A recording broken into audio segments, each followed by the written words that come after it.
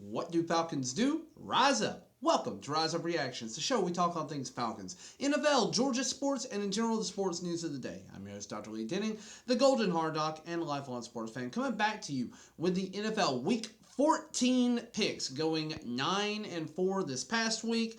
Thought I was going to go 10-3, but the Jacksonville Jaguars could not get it done, and then Denver Broncos also couldn't get it done at the very end of the game, throwing a pick on their last play.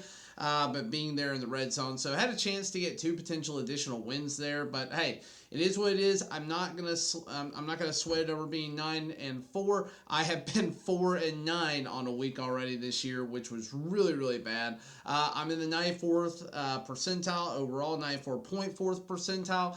123-70 on the season thus far. But hey, that's just what I'm doing so far, and the ESPN Pigskin Pick'em. Let me know how you're doing down in the comments below. But let's jump into this. We got 15 games to go through, so we're going to go through this pretty quick here. First off, Thursday Night Football. New England Patriots at the Pittsburgh Steelers. Now, Pittsburgh, they are coming off of a bad loss to the Arizona Cardinals, but they did lose Kenny Pickett, who will probably not be playing with an ankle injury. That's going to factor just a little bit into my decision here. However, that said, I don't think the Patriots have a quarterback that they can rely on. I think their defense is good, and I think this is going to be very similar to the Falcons-Jets game from this past week, where the first team to get to 15 points wins. And just based on the talent of the offense, the talent of the players, I'm going to give the slight edge to the Pittsburgh Steelers and say that they win like a close one, maybe 16-9. And it's just going to probably be ugly football. I don't look for this to be a good game at all. Then we'll move on to Sunday football. And we start out with the Tampa Bay Buccaneers at the Atlanta Falcons. This will be the last game that I go to as a season ticket holder this year. We only have 2 more home games this season. The next one is Christmas Eve with the Indianapolis Colts, and that's just not a good time for almost anybody to go. But anyways, we will be going to this one and looking forward to seeing how we match up. Maybe see if Clark Phillips maybe gets a chance to go up against a phenomenal receiver in Mike Evans. And with that said, Mike Evans has had another 1,000-yard receiving year. I hate that he's been playing against us his entire career, but he's a very good receiver. You've still got guys like Chris Godwin. Rashad White is coming alive for the Tampa Bay Buccaneers in the backfield, and they are coming off of a win this past week against Carolina, a division win that functionally knocked Carolina out of the playoffs. Actually, I think they were officially eliminated when it's all said and done because of tiebreakers within the division and lack of enough games to actually play to make up the difference. With that in mind, the Falcons, I think we are going to win this one. I think we're going to win it outright. We should have won 30-13 in Tampa Bay, and I think we will stick with a similar game plan. Need to run the ball effectively and limit turnovers. That is going to be the key to the game. Give me the Falcons. We're going to be 7-6 with a winning record, 7-6 for the first time in I don't know how long, getting 7 wins before the last game of the season. It has been a long time. But give me the Falcons. Then we're going to go to the Detroit Lions at the Chicago Bears. Detroit struggling the last couple of weeks. They found ways to win, but just not looking the best. Jared Goff didn't look great against the Saints. Started hot and then just fell apart throughout the course of the game. Gave the Saints a chance to come back in it. And the Bears, overall, I think, are finding their stride. They had a really tough slog in their last game against the Vikings and found a way to win just basically off of 4 field goals. Not even sure who their kicker is anymore, but they need to give him a raise because he's the only guy scoring points on the team. But Justin Fields as a mobile quarterback is going to be difficult to deal with, but I do give the edge to the Detroit Lions here. This was a close game a few weeks ago when they played each other in Detroit, but I do think that the Detroit Lions will learn from their past mistakes and that they will be better going into this game and be 10-3 coming out of it. Then we go to the Indianapolis Colts at the Cincinnati Bengals. Cincinnati surprising me last night, but Jake Browning coming in, getting 354 yards, a passing touchdown. Jamar Chase looking like he never stepped off of anything. Looking like, Joe Burrow is still out there on the field. Joe Mixon getting involved. Really good, solid gameplay by the Cincinnati Bengals, getting them back to 6-6. And you have the Indianapolis Colts on the other side of it, who are at 7-5 on a 4-game win streak. I don't know what to do with this one. I really feel like this is a true toss-up. If the Bengals had gotten blown out last night, I'd have said this is very easy for the Colts. But they didn't. They played hard, and they played hard against the Steelers as well. So they do have other players that are valuable and have talent besides Joe Burrow, but their season is not dead yet. With that said, this is really almost a pseudo playoff play-in game because both of these teams are in the hunt for the wild card position. Neither one of them are likely to win their division, but they both have wild card aspirations. And whoever loses this one, it's going to be way behind the 8 ball for that 7 seed in the AFC side of the bracket. I do think that the Colts are playing more impressive football overall. They are finding ways to win when it matters. Gardner Minshew has more poise and has more experience as a former starter and phenomenal backup, a guy that I would have loved to have had in Atlanta this year, but we didn't end up pursuing him. But again, a guy that I think is very underrated and has been showing people that he was underrated just on a bad Jacksonville squad before. So give me the Indianapolis Colts over the Bengals. I think it will be incredibly close, though, and it would not shock me at all if the Bengals win this game. Then we're going to go to the Jacksonville Jaguars at the Cleveland Browns. Jacksonville playing a solid offensive game, but Trevor Lawrence going down with an ankle injury. We still don't know how that's going to shake out. So I'm going to go ahead and make a kind of pseudo prediction right here with this. Cleveland Browns, they are not playing great football. They're coming off of a bad loss in LA, but their defense is still very good. Didn't play very good out in LA, but they still have an overall very good defense, and it's going to be in Cleveland in the cold. I think if Trevor Lawrence doesn't play, the Cleveland Browns win this game. I think if Trevor Lawrence does play, I would give a slight edge to the Jacksonville Jaguars. I'm going to wait to officially make my pick based on that, but that's where I'm thinking. Trevor Lawrence in, I'm going to give it just the babiest edge to the Jacksonville Jaguars. Trevor Lawrence out, I'm giving the full edge to the Cleveland Browns. But we'll see. That news should come out later today or early tomorrow. Today being Tuesday, tomorrow being Wednesday. All right, guys. Then we're going to move on to the Carolina Panthers at the New Orleans Saints. Carolina 1-11. You guys are done for the year. There's no reason to keep playing well other than to screw up the Chicago draft pick. You still have your second and third round that you need to be higher up in. I would say just tank for the second round. Maybe try and trade a player to get back into the first round. Do something.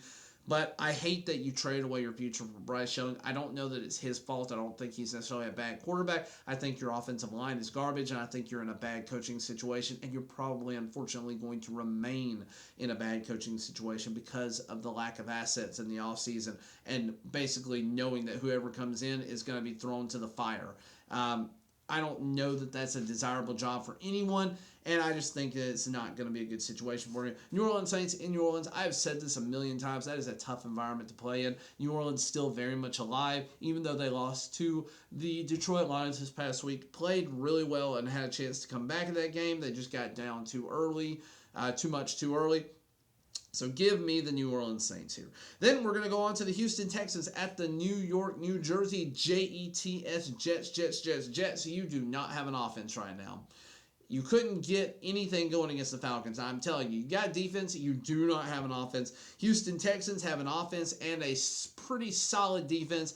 I don't think this is going to be particularly close. Give me the Houston Texans in the Meadowlands, and let's just pray that C.J. Stroud, Will Anderson, all the stars, Nico Collins, everybody on that Houston team, let's just pray that they don't get injured in the Meadowlands. But give me the Houston Texans. Then we move on to another 1 o'clock game, the last of them, the L.A. Rams at the Baltimore Ravens. Ravens, you have the only healthy starting quarterback in the AFC North, and then the Los Angeles Rams, you have all of your pieces back together that were doing really well in the beginning of the season. And again, the Baltimore Ravens have not been blowing anybody out of the water. They've been winning, but they have not been winning in convincing fashion.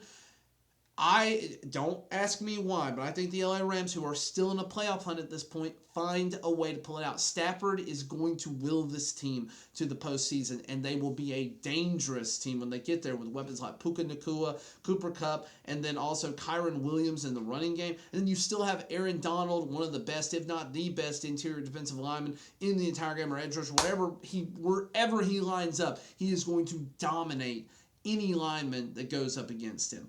But you still have solid pieces there, and they are finding ways to win with a secondary that you can't name a single player off of. So, with that in mind, I think the LA Rams go into Baltimore and find a way to win. I just think the Baltimore Ravens are not as good as everybody is talking about them being. I do think Lamar Jackson is having a really good renaissance here, but I don't think it's going to be enough to beat the Rams, who are playoff hopefuls. And then we'll move on to the 4 o'clock matchup. Oh, excuse me. You got the Minnesota Vikings at the Las Vegas Raiders. Vegas coming off of a bye. Minnesota, I don't know what to say about Minnesota. I don't know how Josh Dobbs actually is at quarterback back there. He has not looked particularly impressive. They should be getting Justin Jefferson back, and that may be the difference maker.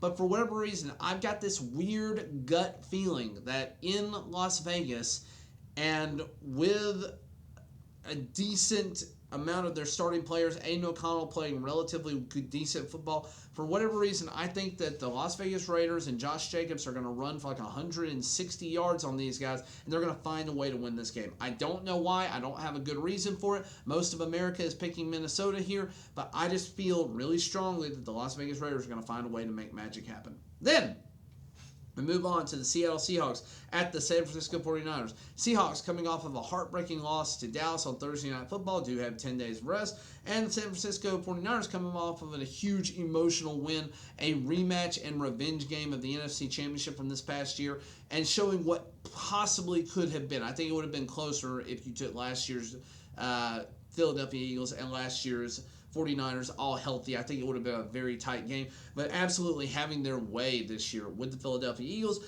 And I would say this, San Francisco looks like the best team in the NFC, maybe the best team or most complete team in the NFL altogether. And it's in San Francisco. With that in mind, I think the Seattle Seahawks are in their toughest stretch, and unfortunately they didn't win enough of their quote-unquote easy games to really be in the playoff hunt anymore, especially with the LA Rams creeping up behind them at the same record. So give me the 49ers here. I think the Seahawks could win this game because it's divisional, but I just don't know how you beat the 49ers right now. They're so good in all aspects of the game.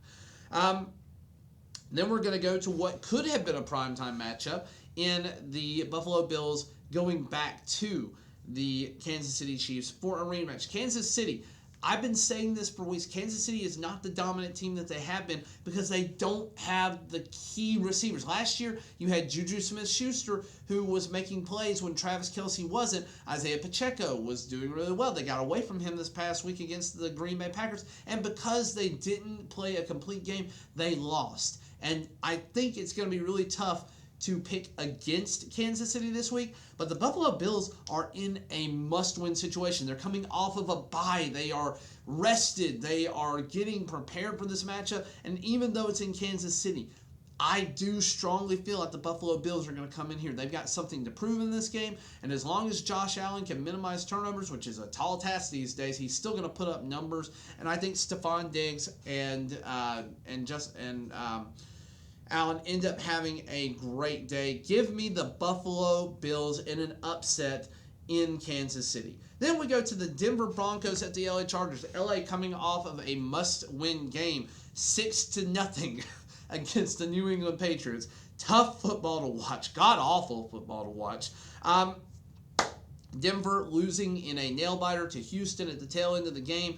Had to come back, but did give themselves a shot at the end of the game. They are still very much alive in the AFC playoff hunt right now after starting off 1-6. But right now, I think I trust the Denver Broncos offense, I trust the Denver Broncos coaching, and I trust their defense more than I trust anything for the LA Chargers other than the one bright spot, which is long snapper Josh Harris, friend of the channel, friend of the Falcons, former all-time great long snapper for the Falcons. Got to throw you out there every time I can, Josh. You're a great player. You're a great human being. But I do think your team's going to lose this week. For your sake, I hope I'm wrong. But, I do think the Denver Broncos are going to end up winning this game in Los Angeles. It is a 50-50 game according to America, though. Then we come back and we have Sunday Night Football. We have an amazing game. We have the Philadelphia Eagles at the Dallas Cowboys. Again, I've already talked about the Eagles coming off of a hard loss where they did not look like themselves against the San Francisco 49ers. And again, this is just another one of these games in their pseudo playoff run middle of the season. I think it actually started with Dallas. Now that I'm looking back at the schedule, I think it went Dallas. Then they went to, I think they had Kansas City. Then you got Buffalo, then San Francisco, and then Dallas again. So they are playing all teams above 500 for like 5 weeks in a row here. And this time, I said earlier this year, whoever the home team was in this matchup, I was going to give the edge to. I'm still going to feel that way with this game because I think Dallas is having a more dynamic offensive season than the Philadelphia Eagles right now. It's going to depend on turnovers, and I think it's, again, going to be another game that comes down to the wire. Give me the Dallas Cowboys purely because they are the home team, but I think these teams are fairly evenly matched at this point in the season. But yeah, Dallas Cowboys, I think you move in and tie the Philadelphia Eagles. I don't know how the tiebreakers work right now, but I think I did earlier in the year have the Dallas Cowboys winning this division. I would have to go back and look, but I was very close. I knew both of these teams would be very similar records at the end of the season. And then we have 2 Monday Night Football games, and that's about all I can say for them. You have the Miami Dolphins. Let me rephrase it. You have a couple of good teams playing, and you have a couple of bad teams playing, but the good teams are playing the bad teams. So we have the Miami Dolphins taking on the Tennessee Titans. Tyreek Hill is a monster. And this is not a good Titans team. They played tough against the Colts because it's a divisional game. It was in Tennessee. I do not look for this to be a pretty game at all for them. Miami Dolphins finally coming out and playing above the competition. They've been kind of playing down to whoever they played against for the most part, with a couple of exceptions through the season. As long as they don't do that, they win not just by like a touchdown. They win by multiple touchdowns. Give me the Miami Dolphins in Miami on Monday night here against the Titans. Then you have Tom Grossi's Green Bay Packers going up against 5 points Vid's New York Giants, New Jersey Giants. Still not an offensive juggernaut and not a particularly good defensive team. They are coming off the bye in New York, which I do think favors them a little bit. Again, another game that's going to be in the Meadowlands, just literally a day removed from the Jets play, so that field could be in a little bit of rough shape. I know it's turf, but still, you're going to have people on there. The grounds crew there is only going to have a day to really get that back to form like it should be. And you got the Green Bay Packers, who are coming off of a huge home win against the Chiefs and have looked really good the last 3 weeks. It's like a tale of 2 seasons for Jordan Love. You had his first 3 games where he looked really good, and then you had the middle of the season where he looked bad. That entire team looked bad. They were hurt. They didn't have it going on. And now for the last 3 weeks, he has once again looked like the quarterback of the future for the Green Bay Packers. And they look like they finally have another quarterback, which is just absolutely driving the rest of the division bonkers. With that said, Green Bay Packers, I'm going to pick you over the Giants here. I don't think it's going to be particularly close, but it is always tough to go on the road, and it's Monday Night Football.